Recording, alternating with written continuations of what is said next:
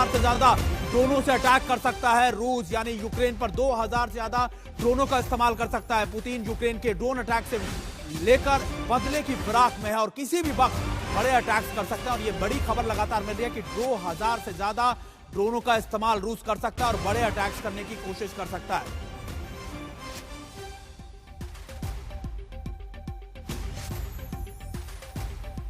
और देखिए, मैं आपको बताते हैं कि इससे पहले भी रूस ने करीबन 400-500 ड्रोनों का इस्तेमाल किया था, लेकिन अब खबरें आ रही हैं कि एक साथ 2000 से ज्यादा ड्रोनों का इस्तेमाल करेगा रूस और अब यूक्रेन को बड़ा सबक सिखाना चाहता है। और यही वजह है कि देखिए, लगातार अब यूक्रेन की कई इलाकों के अंदर अलर्ट जारी कर दिया गया है।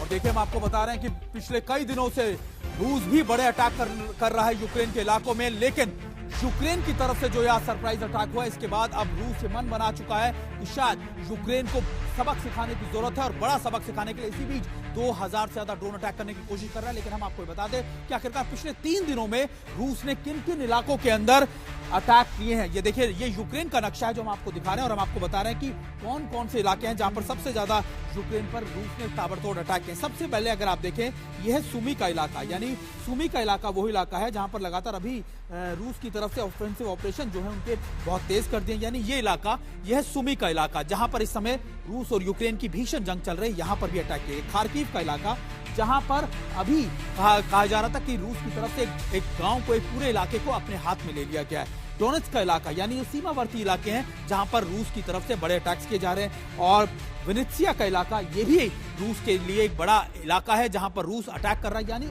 धीरे धीरे अगर आप देखें कि ना सिर्फ बफर जोन के आगे बढ़ता हुआ, यानी जो बफर जोन रूस बनाना चाहता था उसके अलावा भी कई बड़े इलाकों में रूस अटैक कर रहा है। इसके अलावा खेरसोन और ओडेसा वो कोस्टल एरिया, आप इंडस्ट्रियल एरिया है, कोस्टल एरिया है जहां पर यूक्रेन की बहुत बड़ी इंडस्ट्रीज मौजूद रहती हैं। और ऐसे में रूस की पूरी कोशिश है कि इन सभी, ना सिर्फ इन सीमावर्ती इलाकों को बल्कि कोस्टल लाइन को, 220 किलोमीटर की इस कोस्टल लाइन को भी डिस्टर्ब कर दे, ताकि इसका असर नाटो देशों पे, यूरोप के देशों पर भी पड़ने शुरू हो जाए। और इससे पहले भी रूस ने इन्हीं बड़े इलाकों के अंदर बड़े अटैक्स किए थे। हम आपको अलग अलग इलाकों की बात कर रहे थे, हम आपको बता रहे कि आखिरकार कौन कौन से इलाकों में इस समय सबसे ज्यादा है। डोनेट्स्क के बाद अगर आप देखें, ड्नेप्रोपेट्रोव्स्क जो इलाका है, ये भी बहुत इंपॉर्टेंट इलाका है क्योंकि सेंटर का कहा जाता है कि जो रसद की लाइनें, जो हथियार जो लगातार यूक्रेन को मिल रहा है, वो इन्हीं लाइनों से मिल रहा है। रूस इन्हीं लाइनों को डिस्टर्ब करके, बर्बाद कर यूक्रेन को फ्रंट लाइन पर मिलने वाली मददों को पूरी तरीके से रोक देना चाहता है।